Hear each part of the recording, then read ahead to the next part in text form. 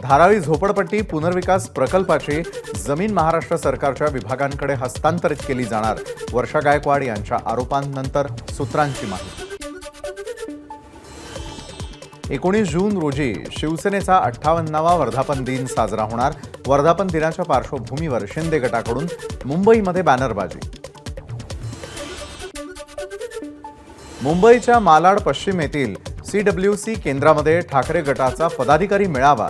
मुंबई पदवीधर आणि शिक्षक मतदार निवडणुकीसाठी मेळाव्याचं आयोजन। राज्यातील मंत्रिमंडळ विस्तार पावसाळी अधिवेशनापूर्वीच होणार। मंत्रिमंडळ विस्तारासाठी लवकरच राज्यातील 3ही महत्त्वाचे नेते दिल्लीमध्ये जाणार असल्याची माहिती। नवी मुंबई विमानतळाचं 70% काम पूर्ण। मार्च 2025 पर्यंत विमानतळाचं काम पूर्ण होईल। केंद्रीय राज्यमंत्री मुरलीधर मोहोळ यांची माहिती। वायकरांच्या मेहुण्यानं वापरला EVM अनलॉक करणारा फोन। मंगेश पंडिलकर आणि निवडणूक आयोगाच्या ऑपरेटरवरती गुन्हा दाखल। EVM अनलॉक फोन प्रकरणी पोलिसांनी नोंदवले उमेदवारांचे जबाब। इतर 2 जणांवर अटकेची टांगती तलवार। मंगेश पंडिलकर जवळच्या फोनवर मिळाला EVM उघडण्याचा OTP। मंगेश पंडिलकर हा विजयी उमेदवार रवींद्र वायकरांचा मेहुणा। देशामध्ये लोकशाहीची हत्या फसवणूक करणाऱ्यांना शपथ देणार का? वायकर प्रकरणावरून आदित्य ठाकरेंचा सवाल। तर मुंबई उत्तर पश्चिममधील निवडणुकीविरोधात कोर्टात जाणार ठाकरेंचं वक्तव्य। मतमोजणी केंद्रावर हजारो मोबाईल होते। 20 पेक्षा अधिक उमेदवार मतमोजणी केंद्रावर होते। मग एकटा रवींद्र वायकर काय करू शकतो? आदित्य ठाकरेंच्या आरोपांना खासदार रवींद्र वायकरांचं प्रत्युत्तर। MCAचे माजी अध्यक्ष अमोल काळेंची आज शोकसभा। उपमुख्यमंत्री देवेंद्र फडणवीस आईसह उपस्थित, तर मंत्री मंगल प्रभात लोढा, मुंबई पोलीस आयुक्त विवेक फणसाळकर आणि सुपर पोलीस आयुक्त देवेन भारतीही उपस्थित। आज महाराष्ट्र CETचा निकाल जाहीर होणार। अभियांत्रिकी फार्मसी प्रवेशाच्या CETचा आज संध्याकाळी 6 वाजल्यापासून निकाल पाहता येणार। मध्य रेल्वेवरील विनातिकीट प्रवाशांना रोखण्यासाठी लोकल मेल एक्सप्रेसमध्ये तिकीट तपासणी मोहीम। एप्रिल ते मे या 2 महिन्यात फुकट्या प्रवाशांकडून 63.62 कोटी दंड वसूल।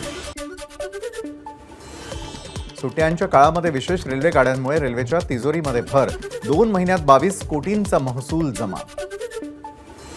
NCERTच्या 12वीच्या राज्यशास्त्राच्या पुस्तकातून बाबरी मशीद हद्दपार, अयोध्या वादाचे ऐतिहासिक संदर्भही बदलले।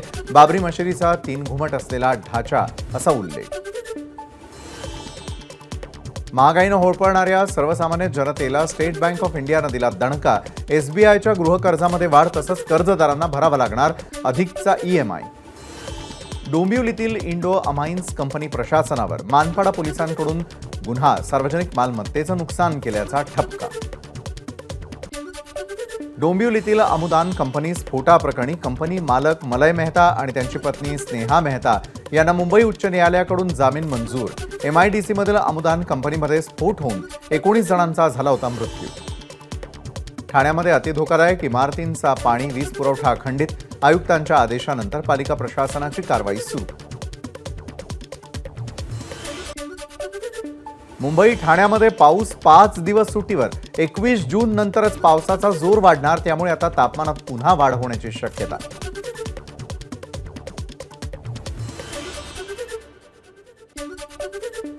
आज मध्य रेल्वे मार्गावर मेगा ब्लॉक। माटुंगा ते मुलुंड अप आणि डाऊन जलद मार्गावर ब्लॉक असणार, तर पश्चिम रेल्वे मार्गावर मेगा ब्लॉक नाही।